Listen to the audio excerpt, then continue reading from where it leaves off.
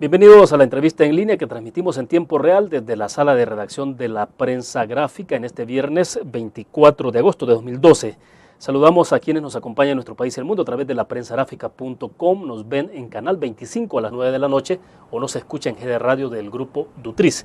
Varios temas en agenda para este día: el escenario preelectoral frente a 2014 y otros temas de relevancia nacional como la crisis reciente de institucionalidad y la elección del fiscal general, un tema pendiente en el Parlamento. Tenemos varios temas de análisis.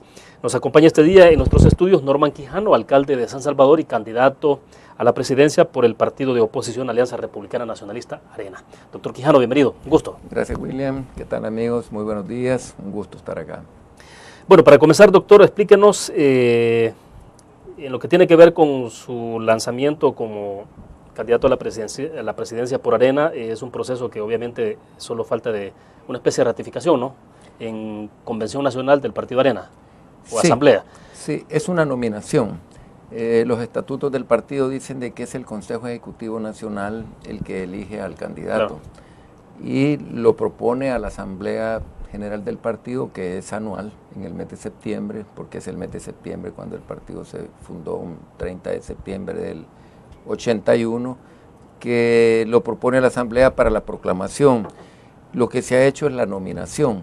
El COENA recibió los insumos de la Comisión Especial, no solamente la consulta territorial en los 14 departamentos, sino que los análisis de focus group, los análisis de encuesta, todos los estudios que ellos tomaron en cuenta para decidir, bueno, la opción es fulano de tal, se la proponemos el COENA, y el COENA lo oficializó el pasado lunes. Haciendo una nominación pública. Ya, lo que falta entonces ya es una cuestión un poco más de trámite, de llenar requisitos de formalidad. Así es, porque el estatuto así lo reza. El Consejo Ejecutivo Nacional tendrá que proponerlo a la Asamblea General y a mano alzada a la Asamblea, pues por aclamación le llamamos nosotros. La Asamblea pues proclama al candidato a la presidencia de la República. Enorme honor para este servidor, quizás inmerecido, lo he aceptado con humildad. Gran desafío, habrá que hacer un enorme sacrificio para poder desarrollar una campaña que será muy prolongada, será muy dura. No hay buenos presagios a raíz de pues una campaña sucia que empieza el mismo día que el candidato del partido FMLN pide una campaña limpia. Ese mismo día editan unas declaraciones de este servidor vertidas a otro medio y donde son acomodadas para hacerle creer de que este servidor pues está en contra de todo tipo de subsidio. De hecho, hablaremos más adelante sobre ese tema específico que tiene que ver con el tema de paquetes escolares, que fueron las declaraciones suyas, ¿no? Sí. Pero antes de eso, doctor, quisiera saber, siempre en el marco de la selección de un candidato dentro de un partido político, es muy normal que se generen ciertas fricciones, un poco de resquemores internos, porque hay competencia de alguna manera, pues al margen de los métodos que se utilizan hay alguna competencia y eso no deja de generar algunas fricciones. Quisiera que me explicara internamente en el partido cómo está, es decir, porque habían otros precandidatos claros, sí. El caso de Buen Zamora, Ana Vilma de Escobar, Gloria Salguero Oroz, Francisco Laínez, y sin embargo la comisión especial que se creó se decantó por usted, pero ¿cómo queda la relación con los demás precandidatos? Bueno, el partido encontró a través de este proceso, de esta consulta, eligiendo una comisión especial para que la realizara, donde estaban 3 expresidentes de la República y 3 funcionarios muy respetados dentro de nuestro instituto político. Se hizo acompañar de la Comisión de Ética, del Tribunal de Ética, y recorrió el país, procedió a hacer la consulta.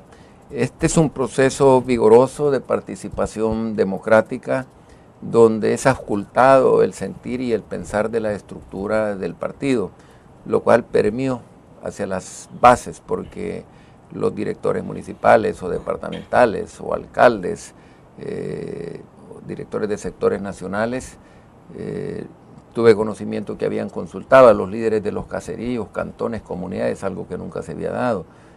Algunas veces se les pide la opinión a la estructura, pero ya cuando el alcalde llama a los líderes de su municipio y les pregunta, tengo que llevar una nominación, ustedes por quién quisiera que yo hiciera esa nominación. Entonces es un método ágil, transparente, que deja al partido unido, que nos permite marchar en pos de una victoria como salvadoreños para rescatar el país y que Pues hombre, si bien es cierto, todo proceso interno genera ansiedades, al final de cuentas el partido sale muy sólido, muy fuerte, muy unido, yo he dicho muy vertebrado, me gusta usar esa expresión, porque no hay resquebrajamiento por ninguna parte.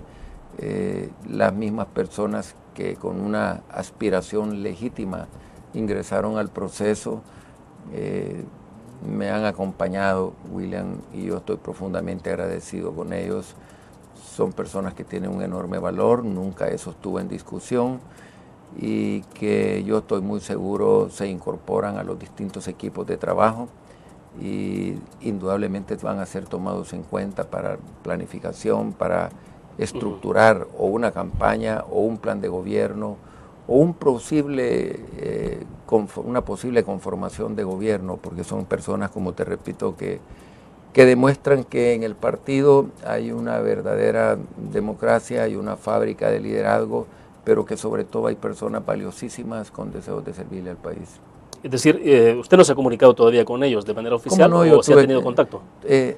Antes del proceso de nominación, unas horas antes, tuve unas llamadas telefónicas de 2 de ellos, donde me saludaban como amigos que somos, William, si es que la verdad es que estas cosas así son. Y a la hora del día de la nominación, el pasado lunes, pues un abrazo estrecho con todos los que en determinado momento estuvieron en el proceso. Un abrazo, una felicitación, un acompañamiento, un apretón de hombros y decirme vamos a apoyarte, estamos contigo, vamos ahora, pasó ya esto y ahora vamos en forma unida. Por eso te digo, el partido surge después de este proceso, surge unido, surge fortalecido. Es posible que, algo anticipaba usted, pero es posible entonces que veamos en algún momento determinado que usted los llame a que se integren al trabajo territorial, pero más que eso a la posible configuración de propuesta de gabinete de gobierno. Yo no descartaría a ninguno de ellos, si son personas valiosas, William. Es parte de la riqueza de nuestro partido, yo no puedo descartar a ninguno de ellos, te repito, son personas que tienen su enorme valía, son personas valiosas, tienen su capital político, incluso lo tienen. Entonces, indudablemente yo no puedo descartar a nadie de ellos. Son personas que en cualquier momento pueden ser llamados por nuestros equipos de trabajo para integrarse. Perfecto. Vamos a nuestra primera pausa comercial. Regresamos.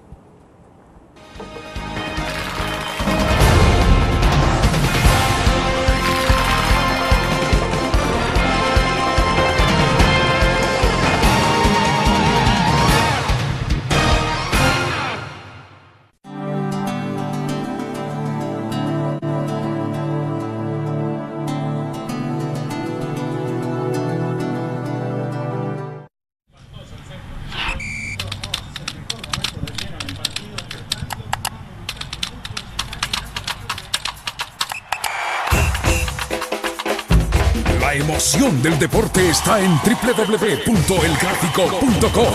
Ingresa al nuevo escenario deportivo y descubrí toda la pasión del deporte. Fotos, videos, fichas y resultados de las mejores ligas del mundo. Elgráfico.com. Conectados por deporte. Los primeros 100 días de trabajo de la Alcaldía de Ilopango hacen la diferencia. Nuestra ciudad ha iniciado con obras y megaproyectos de mitigación, limpieza, restauración de la ciudad y desarrollo social. Así mejoramos las familias de todo Ilopango y construimos una ciudad en desarrollo. Porque en Ilopango, 100 días de trabajo hacen la diferencia. Alcaldía Municipal de Ilopango. Salvador Ruano, alcalde.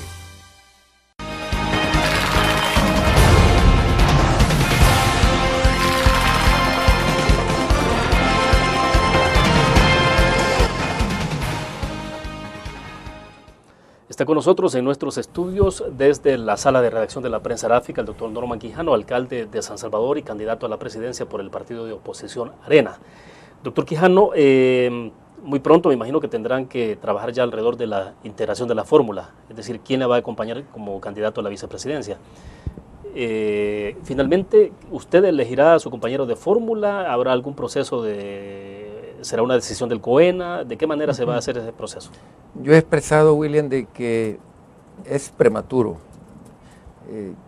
que esa es una decisión que se tendrá que valorar detenidamente a partir del próximo año, del 2013, y que este servidor estará siempre mente abierta, sus oídos muy atentos para escuchar las mejores recomendaciones, un compañero de fórmula que venga a sumarse al esfuerzo, que venga a complementar las falencias que pueda tener yo como candidato, que como ser humano pues uno tiene que ser humilde y aceptar que la sociedad del conocimiento es tan amplia y que habrán algunos lugares, que habrá algunos aspectos que habrá que reforzar.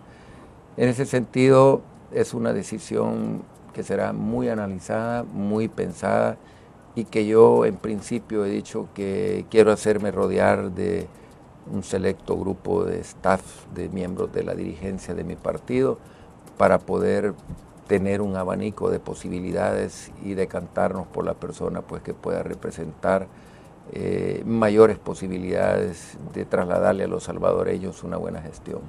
No estar pensando en amigazgos, no estar pensando en nacherada, sino que estar pensando en lo que más conviene a los intereses del país. ¿Podríamos pensar en la posibilidad, o no la descartaría usted, que el compañero de fórmula no precisamente sea alguien que esté dentro de la estructura partidaria, o sea, un militante del partido Arena? Totalmente descartado, William. Yo creo que no podemos ir con un sesgo. Por supuesto que dentro de, diría yo, una derecha moderada, si hablamos de derecha, tiene que ser una persona que sea fiel a las convicciones más profundas de nosotros. ¿Qué quiero decir con esto? Que dentro del ámbito político pues sea una persona que crea en la libertad, que crea en la democracia, que crea en el Estado de Derecho, que crea en la libertad de expresión, que crea en la alternancia, en el ejercicio del poder, que crea en el respeto de los derechos humanos, en la parte pues económica, obviamente pues que crea en una economía de libre mercado. Pero no precisamente tiene que ser un militante. Es decir, no ¿alguien puede tener llenar esos requisitos? Le pregunto. Sin ser un militante. Es decir, no estamos casados con que tiene que ser un orgánico, un militante del partido. Y por eso te decía en la parte económica que cree en economía de libre mercado, en una economía abierta, libre, competitiva a un mundo moderno que cada día se interrelaciona más en temas comerciales. Y decía en la parte social que crea en que como gobierno tenemos la enorme responsabilidad de darle a cada ser humano lo mínimo consistente en la dignidad humana, y que nos convirtamos, lo he dicho con toda propiedad, en los más poderosos aliados en la lucha contra la pobreza y las desigualdades. Y si también sobre eso le ponemos otros elementos importantes, lo he dicho siempre, vivimos en la sociedad del conocimiento, hay que hacer una revolución en el recurso humano, tenemos que profundizar la calidad de la educación, tenemos que tener una revolución en materia de educación y capacitación, en tecnología, en emprendedurismo, en innovación, en todo esto que nos abra a esa sociedad. Y esto debe de ser dentro de una sociedad flexible, dentro de un mundo cambiante, que es lo único constante en la actualidad. Así es que si todos esos elementos se conjugan en una persona, te decía, fiel a nuestras más profundas convicciones democráticas, independientemente esté militando en Arena o no esté militando, yo creo que será una persona que habrá que tomar en cuenta. Perfecto. Doctor, ¿cómo se perfila o cómo ve usted el escenario preelectoral que está siendo dominado desde luego en este momento por dos partidos fundamentalmente, Arena y FMLN? Bueno, se está hablando de la posibilidad de un tercer actor que pueda surgir alrededor de Gana, de la Gran Alianza por la Unidad Nacional, y alrededor de eso una integración de un bloque concreto que tendría que ver, que claro, eso todavía no está consolidado como tal, pero se maneja una especie de teoría ya de Gana, el PES y CN. Y desde luego teniendo a la cabeza la potencial candidatura de Elías Antonio Saca. Sí. Bueno, mira, yo lo vislumbro positivo. Somos el único partido de oposición que hay en el país. Fuimos solos al más reciente evento electoral y los ciudadanos nos devolvieron la confianza convirtiéndonos en la primera fuerza política del país. Esto significa que ganamos el mayor número de diputados, en total 33, el mayor número de gobiernos locales, 116, el mayor número de cabeceras departamentales, 9 de 14, recuperamos todo el área metropolitana de San Salvador y el partido Gana compitió,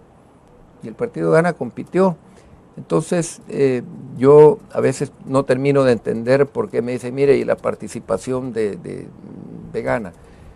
Para empezar, decirte que nosotros, más que estar pensando en aspectos puramente de tipo partidario o de liderazgos o de cacicazgos, estamos más preocupados pensando en los graves problemas que vamos a enfrentar a partir del 2014. El país atraviesa una profunda crisis que no termina, que salimos de un problema, entramos en otro, y así nos han mantenido. Hemos sido una crisis recurrente como país, y en una sociedad donde no hay armonía, donde hay una estabilidad, donde no hay un mandatario que haga cumplir ese artículo fundamental de la Constitución, el 168 ordinal 3, que lo hace responsable a él de la armonía, de la paz social, de la sana convivencia, y lejos de eso se vuelve una persona histriónica, se vuelve una persona muy reactiva. Una persona puede ser cuestionada y lo cuestionen con razón o sin razón, pues hombre, la forma de responder tiene que ser la forma apropiada a la de un mandatario, el lenguaje tiene que ser apropiado. ¿Ve al presidente incumpliendo sus deberes? Yo sí, yo creo que parece ser de que él por momentos olvida que ya alcanzó la más alta magistratura y, como te decía, responder una crítica con o sin fundamento, pues jamás justifica hacerlo a través de una ofensa, porque eso, lejos de aclarar las dudas, pues le pone ingredientes nocivos que polarizan y crispan más a nuestra sociedad.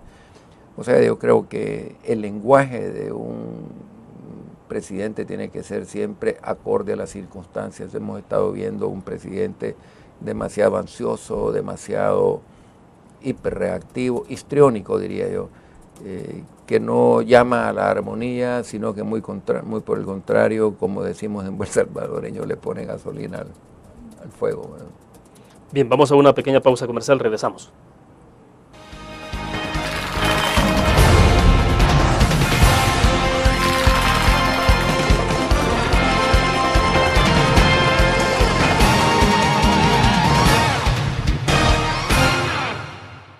Los primeros 100 días de trabajo de la Alcaldía de Ilopango hacen la diferencia.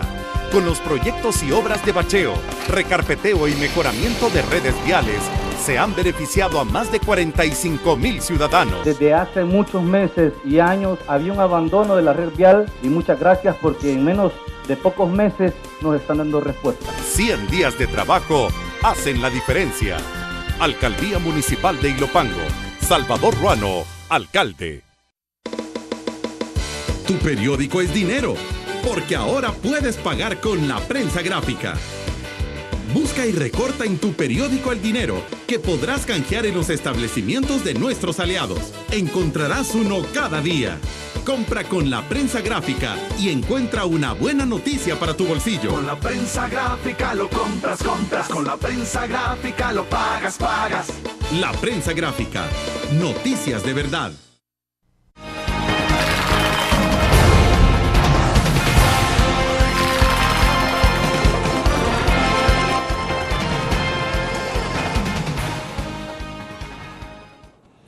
Doctor Quijano, el presidente de la República también ha hecho referencia al caso suyo, a su candidatura, pero fundamentalmente a su salida, las primeras declaraciones que ha dado inmediatamente después de que usted ha sido prácticamente postulado en el Partido Arena como candidato a la presidencia. Dice que, en declaraciones que ha dado a otros medios, dice que le ha visto bastante inseguro y ha hecho otro tipo de referencias a usted. ¿Cómo lo evalúa eso? Bueno, William, el presidente hace su rol, obviamente. Lo que menos esperaría yo que elogiara una intervención mía o que me aplaudiera. Yo he criticado algunos programas del gobierno y el partido que lo llevó a él al poder ha empezado una campaña totalmente de desinformación. Hace un momento veíamos los paquetes que daban durante la administración del doctor Calderón Sol, que no era un vaso de leche, que era también un verdadero almuerzo escolar con sus vitaminas, con sus minerales, con una ración alimenticia completa. Y aquí se ha hecho creer de que este servidor y que Arena va a dar al traste con los subsidios, y quizás a eso se refiere el señor presidente de la República. Nosotros lo que vamos a hacer es no solamente mantener los subsidios, sino que darlos en forma efectiva. ¿Sabes tú que ahora en agosto están dando los uniformes escolares, que los zapatos los mandan a hacer a Nicaragua y se los entregan en octubre, en noviembre, ya cuando el año escolar ha terminado? Y nosotros hemos hablado de un verdadero nutriente, no solamente un vaso de leche, sino que también una alimentación completa para los estudiantes. Hemos hablado de dar, en lugar de dar los zapatos y los uniformes como ellos lo dan, y esa expresión que acabo de decir, la que ellos sesgaron de una declaración que yo di, pues en lugar de dar los zapatos y los uniformes como ellos lo dan, darle un bono para que realmente en tiempo puedan tener sus zapatos y puedan tener sus uniformes. Es decir, estamos hablando de dinero en efectivo. Dinero en efectivo. Eso va directamente a los padres de familia. Porque eso evita la burocracia. Este gobierno tiene dos enormes problemas: incapacidad y improvisación. Y a eso le agregas corrupción. Los estándares de corrupción que maneja el Banco Mundial dice que ahora hay más corrupción que nunca.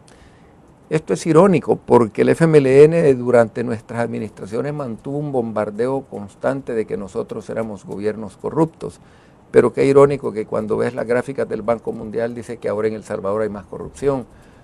Pero no solamente eso, El Salvador se desploma en todos sus indicadores económicos, el índice de libertad económica, la facilidad para hacer negocios, el índice de desarrollo humano. El Fondo Monetario Internacional nos quita la garantía del crédito stand-by de $800 millones porque no cumplimos las metas fiscales. El endeudamiento a este gobierno no le faltan recursos. Lo que tiene este gobierno son ansias de gasto. Este gobierno tiene recaudaciones históricas, pero tiene también un endeudamiento histórico. El gobierno ha hecho dos reformas fiscales, hizo una en el 2009 y hizo otra en el 2011, y no obstante eso, eso le generó $900 millones más en tributos, 900 millones, pero también recibió $600 millones en donativos. Estoy hablando que solo ahí recibió $1.500 millones más, y ha recibido hasta este momento un promedio de $3.200 millones, 3.200 millones en endeudamiento, a razón de $2.7 millones al día, sin exceptuar el fin de semana. Entonces han tenido 4.000 y pico de millones de dólares, y no obstante eso, no alcanzan a pagarle a los policías, no alcanzan a pagarle a los maestros, no les dan el subsidio a los transportistas, lo llevan 3-4 meses retrasados, tienen un déficit fiscal de 3.9% con relación al PIB, significa que gastan $900 millones más de lo que producen. Entonces, ¿cómo se le llama eso? Pues hombre, se le llama incapacidad, se le llama tener un gasto excesivo, se le llama no poder administrar la cosa pública. Aquí estamos anclados con todos los temas, no vemos que avance la socio para el crecimiento. No vemos que avance un anteproyecto de ley de sanidad fiscal, que es de nuestro partido Arena. No vemos que avance la concesión del puerto de Cutuco. Somos el país que menos crece en su economía en América Latina. Somos el país que menos inversión extranjera atrae en América Latina. Y entonces, ¿y cuál era el cambio? Porque cuando un gobierno revolucionario, que se autodenomina de corte revolucionario, llega al poder, pues se genera una ilusión, se genera un sueño, la gente vive una utopía y dice esto va a ser, y aquí todo, y se da cuenta que eso es algo irrealizable. Ya. Y lo que hemos sufrido pues es un quiebre no solamente del tejido productivo. El gobierno no ha entendido que ellos deberían de ser los más interesados, ellos deberían en que el sector empresarial progrese, porque eso tiene a la base la carga tributaria. Un sector empresarial que evoluciona, que crece, que progresa, que se le facilitan las cosas, pues mueve la economía, genera miles de puestos de trabajo, genera riqueza, que es la que toma el gobierno con una mano para repartirla con la otra. Entonces, pero cuando vemos una permanente confrontación con los sectores privados, lo único que vemos nosotros es que se llama esto prolongar la crisis en forma indefinida. Doctor, ¿y cómo se enfrenta todo esto entonces? Digo, en 2014 quien gane tendrá que, es decir, si usted gana tendrá un diagnóstico entonces como el que ya ha planteado. Pero entonces, ¿cómo comienza a enfrentarse la situación de un país en ese estado? El solo triunfo de los salvadoreños, porque no va a triunfar este servidor, van a triunfar los salvadoreños que están cansados de vivir esta pesadilla. Y los salvadoreños van a dar un triunfo en la primera vuelta.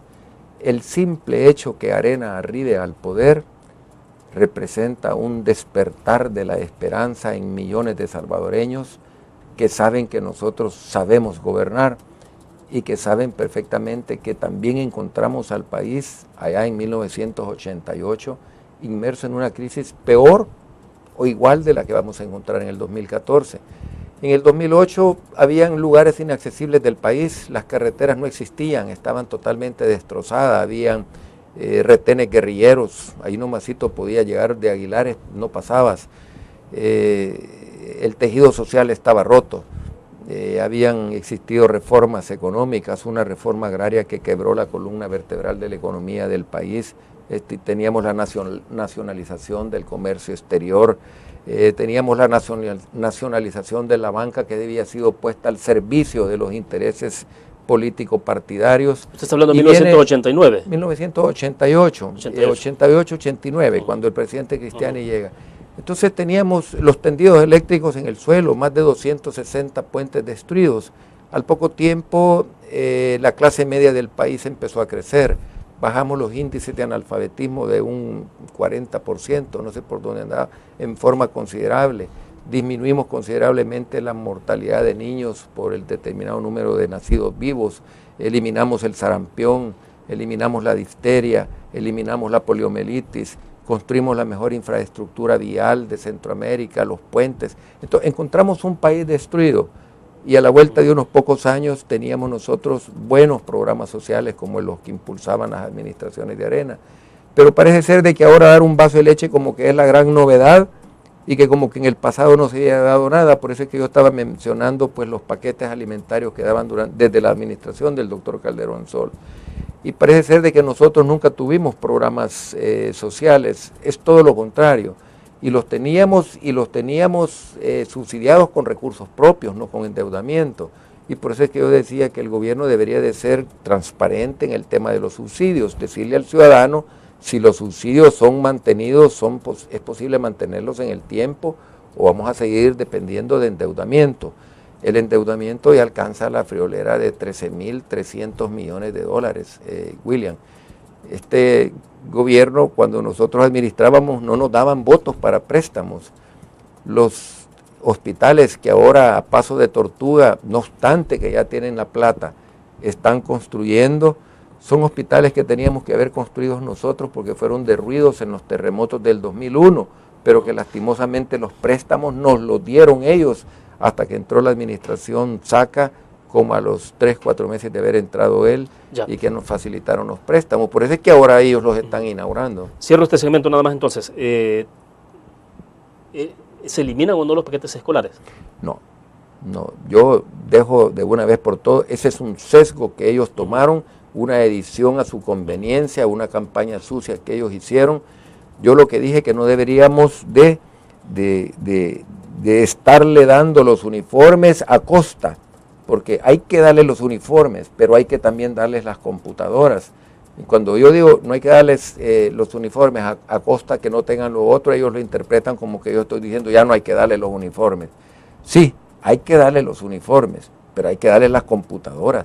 Tenés que mejorar la infraestructura escolar, William, por el amor de Dios. Y aquí tenemos escuelas donde los pobres niños los despachan cuando viene la lluvia porque faltan duralitas en el techo, no es que estén perforadas, faltan duralitas en el techo.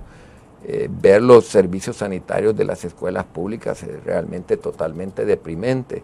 Y no hablemos de los maestros, ¿verdad?, que los llevan retrasados en sus salarios. Bien, vamos a otra pequeña pausa comercial, regresamos con más de la entrevista en línea.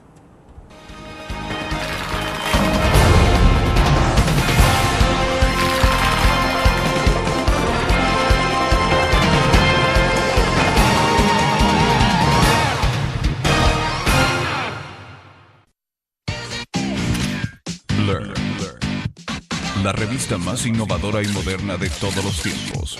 Única en su estilo, creativa, un espacio exclusivo y reservado de entretenimiento y diversión, llevada al máximo. Blur. Time Out, Movie, lo mejor de la cartelera. Art. Shopping, la guía de la moda. Go, viajes cortos fuera de la ciudad. Blur. Tu periódico es dinero, porque ahora puedes pagar con la prensa gráfica.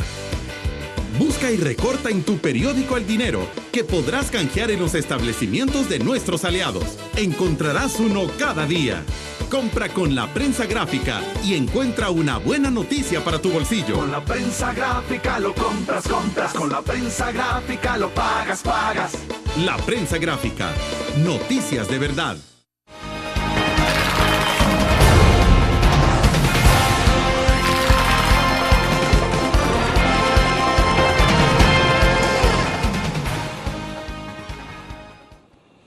Doctor, ¿se podrá tener finalmente en el marco de estas elecciones una campaña de altura? ¿Qué hacer para poder tener una campaña que sea distinta, que no raye con la difamación o afecte el honor o la dignidad de las personas, de los involucrados, sino que sea de altura? Pero claro, ahí tienen que involucrarse todos los partidos políticos. ¿Pero es posible tenerla? Por supuesto, William. Mira, hay algunos politólogos que creen que el insulto, la descalificación, dicen ellos, le da altura al debate, motiva el debate. Yo soy de la opinión contraria. Yo creo que el insulto, la descalificación, empobrece a la clase política. Siempre lo he dicho, empobrece a la clase política. Todo el mundo tomó como modelo la campaña de Norman Quijano en el 2009. Hasta un libro se editó, Contra Viento y Marea, que está sirviendo casi de bestseller en algunas escuelas de ciencias políticas en Sudamérica, sobre todo en Argentina y en Uruguay, y que el autor incluso ha sido invitado para poder dar charlas sobre este libro sobre Viento y Marea. Nunca proferimos un insulto de ninguna naturaleza. Igual fue mi campaña para el 2012, enfocado en los temas, se enfocaba en la propuesta de qué es lo que nosotros íbamos a hacer. Yo decía, ya no vamos a hablar solamente de limpieza, orden, seguridad, sino que vamos a fortalecer el desarrollo económico y social, y esto pasa por turismo y todo este tipo de cosas. Y lo estamos cumpliendo, William. Pero, ¿qué es lo que sufrió este servidor en las dos campañas, pero más que todo en la última? Una de descalificaciones, insultos y bajezas. Lo que menos me dijeron era que yo estaba involucrado en el asesinato de Facundo Cabral. Eso quedó pequeñito ante toda la bajeza que yo sufrí. Nunca yo respondí un insulto, nunca tiramos un volante para insultar al señor Chafik Handal. A mí me tiraron decenas de miles de volantes. Así es que, William, a quien le corresponde hacer el llamado para tener una campaña de altura es a quien siempre ha tenido una campaña de altura, no a quien ha tenido una campaña de bajeza, así que pertenece a un partido que por tradición usa el insulto y la calumnia para difamar a sus adversarios. El señor candidato del FMLN este día me hace el llamado, pero el mismo día se encargan de editar maliciosamente ese video y lo lanzan, violando el código electoral, violando absolutamente todo. Entonces uno se pregunta, ¿esta es la campaña de que él está hablando, de limpieza? Entonces el llamado lo hago con toda propiedad yo, a que nos respetemos, que los salvadoreños están cansados de las mezquindades y del lenguaje vago del político que, lejos de proponer un plan de gobierno, una alternativa para resolver los problemas del país, se dedica a ofender o a calumniar, y lo que quiere escuchar son propuestas, es decir, una actitud totalmente contraria a lo que ha sido la tradición. ¿El Partido Arena no está en campaña anticipada? Hemos visto, le pregunto porque hemos visto declaraciones del ISD, de Iniciativa Social para la Democracia, Ramón Villalta, cuestionando el hecho de que está señalando de que ustedes están ya en una campaña anticipada. No, lo que pasa es que Jorgito Velado ayer, y lo digo Jorgito con cariño porque es el papá de Jorge Velado, un fundador es el hijo, perdón, de Jorge Velado, un fundador de Arena. En la alegría que estábamos allí en la tumba, el mayor que cumplía 69 años decía cosas y todos decíamos, bueno, y que ya no durmió, entre los amigos ahí. Y vino Jorgito y dijo, y ahora empieza la campaña, pero yo lo tomo como una expresión coloquial. Los areneros tenemos nuestra propia parafernalia, ¿va? Nuestra propia vivencia, la marcha y esto, el entusiasmo, la alegría, los colores, etcétera. Y dentro de ese marco se estaban dando muchas cosas de que se volvió una cosa porque no estábamos tristes. En un mes de febrero sufrimos la partida de nuestro líder y fundador, y en un mes de agosto, como el día de ayer, él nació, ayer cumplía él 69 años. Entonces era motivo de alegría y de mariachi bajo la lluvia y todo. Entonces él tuvo esas expresiones y otras más que nos llamaron a la risa, cuando dice vamos a luchar por decir hombro a hombro, dice hombre a hombre.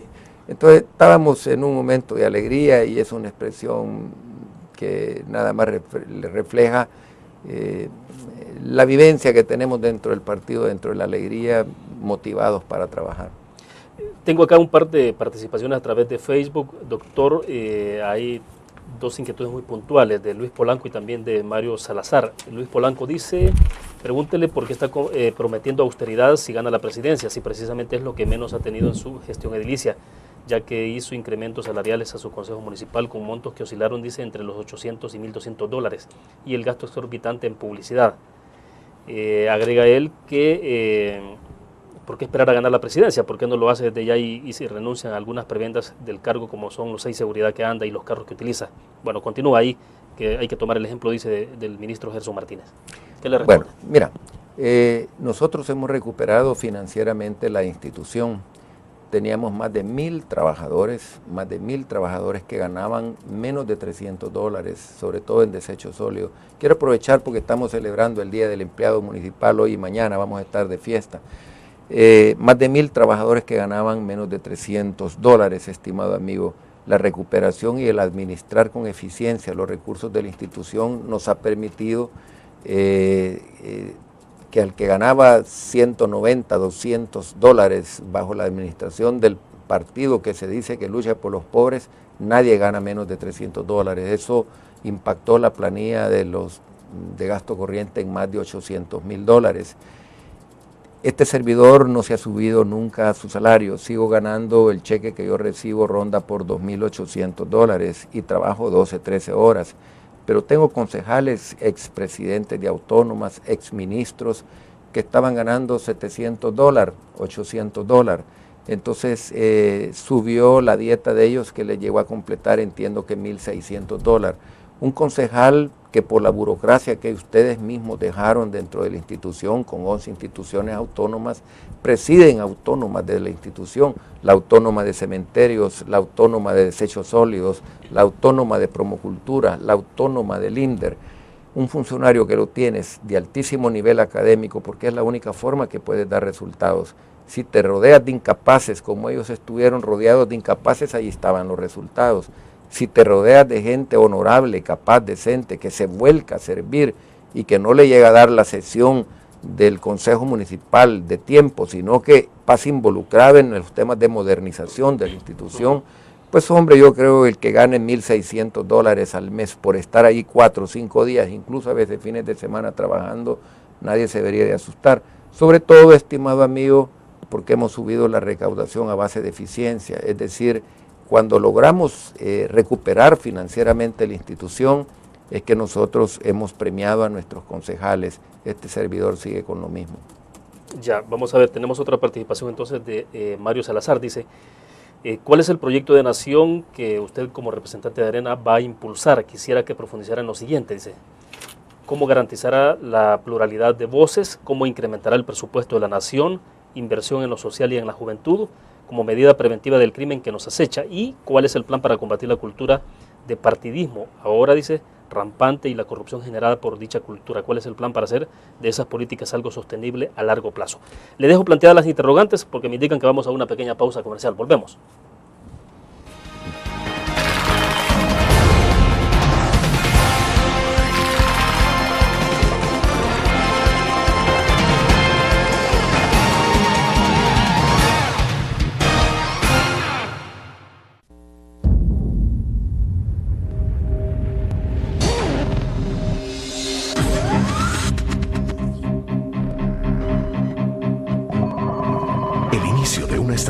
financiera, desde los negocios y la actividad económica hacia toda Centroamérica. El Economista Regional, una revista especializada donde encuentras el panorama empresarial y los principales movimientos financieros. El Economista, el modelo regional de información económica.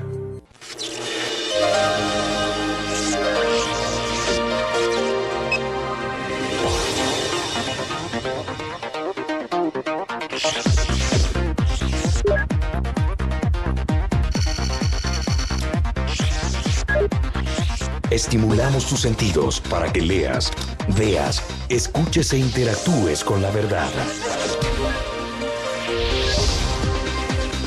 LPG Multimedia.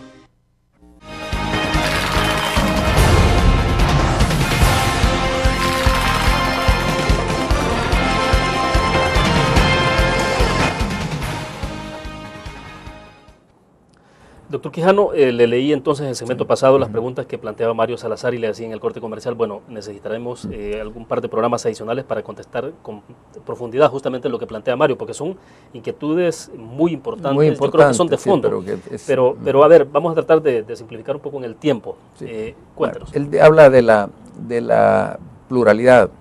Yo he hablado de los temas importantes en materia política, la libertad de expresión, la ley de partidos políticos, los consejos municipales plurales, el respeto a los derechos humanos. Cuando un gobierno mantiene un acoso a la palabra y un acoso a la crítica, nos pone en la antesala de regímenes brutales y endiosados como hemos visto en Sudamérica. Entonces nosotros vemos eso con preocupación. Nuestro gobierno va a ser un gobierno tolerante, que acepte la crítica. Una cosa es la crítica, otra cosa es el insulto, y vamos a eliminar del vocabulario del presidente de la República esas expresiones que no son propias de un mandatario de la nación. En el tema del presupuesto, bueno, el tema del presupuesto tiene que ser manejado con mucha austeridad. Trato de correr porque me hizo muchas preguntas, pero para eso también no solamente tienes que eficientar la recaudación, sino que también reducir el gasto excesivo, eliminar burocracia. Y ya damos algunos ejemplos la vez pasada. En el tema de la prevención del crimen, yo creo que en este tema nos faltan acuerdos monumentales entre los diferentes estratos de la sociedad, donde no debe de quedar nadie al margen, donde las iglesias jueguen un rol importante, donde la educación y la formación de cultura y de valores sea fundamental en la educación de nuestros hijos, y donde desde el hogar se pueda administrar a nuestros hijos bajo unas normas mínimas de respeto y de armonía social dentro del mismo hogar, que es lo que se proyecta hacia el exterior. El presupuesto, pues el presupuesto, estimado amigo, tiene que ser un presupuesto manejado con eficiencia. No podemos estar gastando más de lo que producimos. Frédéric Bastiat, siempre uso a este pensador francés, allá por 1848, que decía que el Estado solo tiene dos manos, que con una mano está recibiendo todos los recursos, llámese lo que viene del impuesto sobre la renta, que viene sobre el IVA, etcétera, etcétera, y con la otra reparte. Pero cuando nosotros estamos repartiendo 900 millones más de lo que producimos, eso se vuelve insostenible. Entonces, las cifras del presupuesto deben de manejarse con responsabilidad.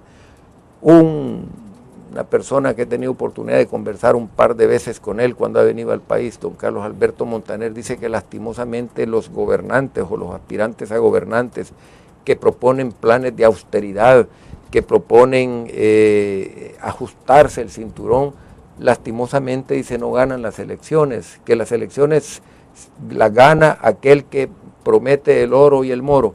Nosotros no queremos ser así. Nosotros lo que queremos es hablar de responsabilidad. Nosotros queremos hablar de compromiso.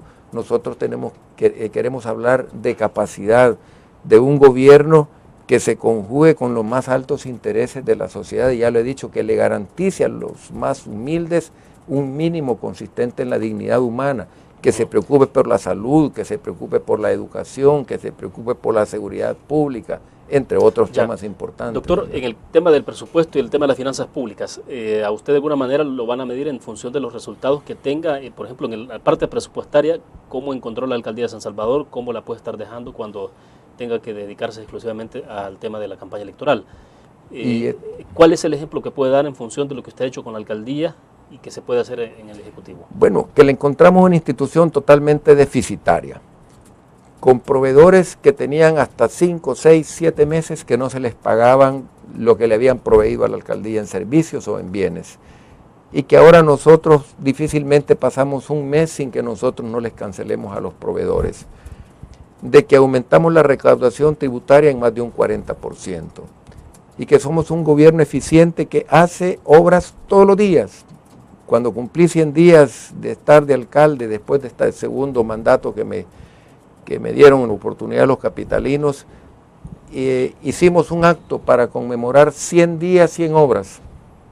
Ahí van puentes, ahí van muros de retención, ahí van impermeabilización de taludes, ahí van obras de bacheo, ahí van pavimentación de aceras, ahí van canastas solidarias, allí van reparación de casas comunales y construcción de casas comunales. No son proyectos cosméticos. En la pasada campaña le señalaban de que usted hacía mucho trabajo, mucho proyecto cosmético de adornar arriates.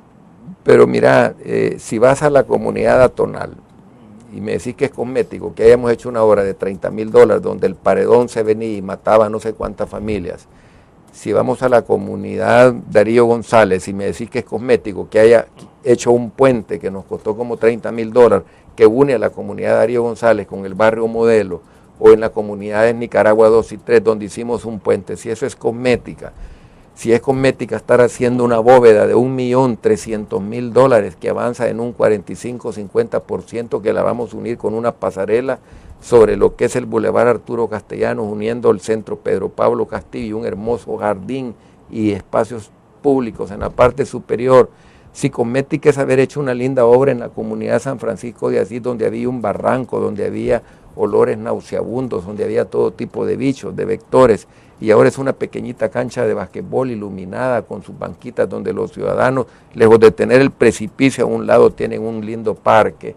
Si eso es cosmética, pues entonces yo no sé cómo le vamos a llamar. Si es cosmética, regalar 100,000 canastas de comida a la gente pobre, más humilde de la ciudad, que lleva frijoles, que lleva arroz, que lleva azúcar, que lleva maseca, que lleva atún.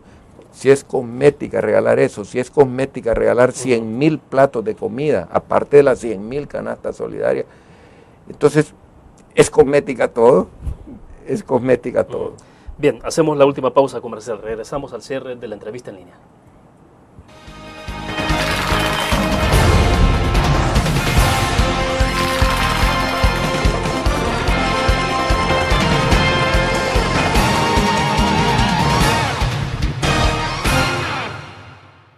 ¿Qué te parece si este año descubres nuevos destinos? Alcanzas tus metas. Manejas nuevos triunfos sin más preocupaciones. Cuenta con nosotros para lograr todas tus aspiraciones. Los créditos de la Agrícola te acompañan para que puedas crecer hasta donde te lo has propuesto. Solicítalos al 2210-9800 en bancoagrícola.com o en agencias. Banco Agrícola.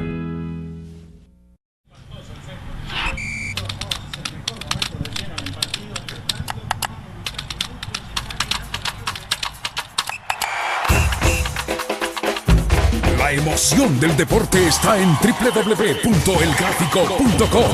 Ingresa al nuevo escenario deportivo y descubrí toda la pasión del deporte. Fotos, videos, fichas y resultados de las mejores ligas del mundo. Elgráfico.com. Conectados por deporte.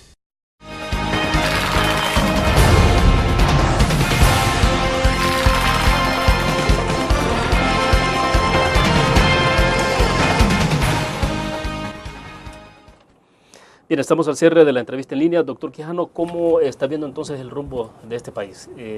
Recién se acaba de superar la crisis de institucionalidad que se derivó del desacato legislativo en torno a las sentencias de la Sala de lo Constitucional. Digamos que ese es de alguna forma un capítulo bastante superado, aunque algunos sugieren que todavía está pendiente, que tiene ciertas aristas. Sí. Pero bueno, no habíamos terminado esa crisis cuando ahora aparece todo el tema que tiene que ver con la decisión del Ejecutivo de reformar las leyes orgánicas del menos 19 autónomas, y de alguna forma entonces sacar al sector privado de la representación que tiene ahí, aunque el presidente de la República ha dicho de que en ningún momento se les está excluyendo, que le está pidiendo al sector privado que presente ternas para elegir al candidato que el sector privado presente. Pero bueno, estamos en otra crisis, viene la elección de fiscal.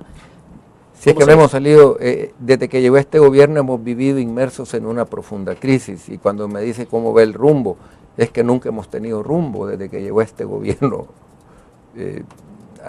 a nuestro país. Nunca hemos tenido un rumbo, nunca hemos tenido un norte. Nunca presentaron un plan quinquenal, presentaron un plan cuando ya casi tenían 2 años de estar gobernando. Vivimos inmersos en crisis, no terminamos de salir de una crisis cuando estamos entrando a otra crisis, en una permanente confrontación con los actores privados, pero no solamente con los actores privados, si es que es una confrontación de como que es lucha libre, uno contra todos y todos contra uno, así nos han mantenido. Entonces yo lo que veo es con suma preocupación, yo veo los acuerdos alcanzados, que lo medular del problema, el decir quedan sin efecto las decisiones de la Corte Centroamericana de Justicia, yo me pregunto si habrán firmado un acuerdo donde quede establecido que la Corte Centroamericana de Justicia no tiene competencia en temas de constitucionalidad en el país. Yo creo que eso ha quedado en vilo.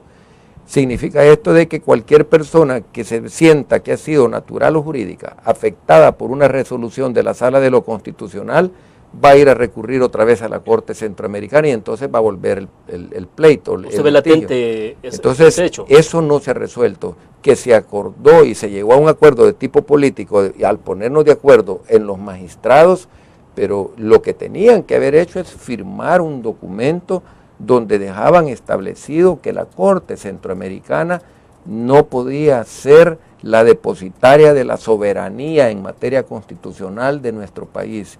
Y eso, si lo han hecho, pues yo estuve fuera del país y pediría disculpas, pero si no lo hicimos, hemos dejado abierto el problema para retomarlo en cualquier momento en una sociedad polarizada como la que vivimos. Pero el partido afirmó finalmente sobre esto.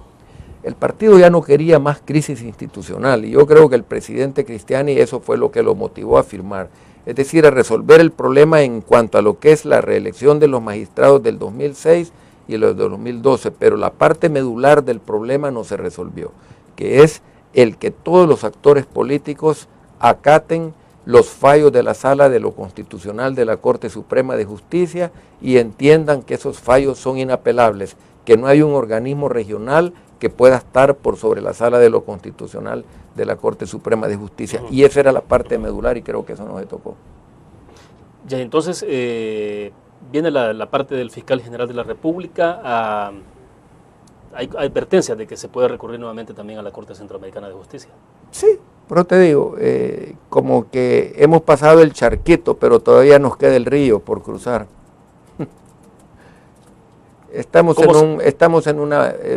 inmersos en una profunda crisis, William, estamos inmersos.